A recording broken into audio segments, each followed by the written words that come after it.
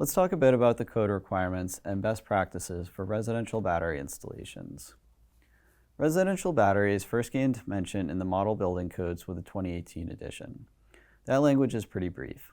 The 2024 International Residential Code has a lot more detail covering ventilation requirements, requirements for when a battery may be installed in living space, protection from impact, etc. Exact code language for the states is available at the codes.iccsafe.org website. To summarize these codes, follow all electrical and other codes, and have the installation work permitted and inspected. There are also best practices that will improve safety, reduce installation costs, and maintain best performance.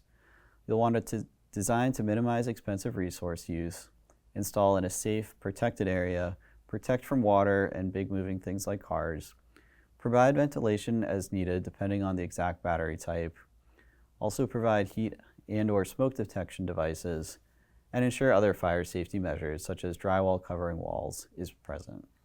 Just to highlight this, lithium-ion batteries, especially lithium cobalt, can catch fire. The basic point is that today's residential batteries are chemically and electrically intense, like so many things. Like the smartphone you may have in your pocket right now. As always, use precaution with all power sources, electricity, gas lines, and combustion appliances. And as with any expensive piece of equipment, you'll want to protect it from flooding risk. Install batteries well above base flood elevation.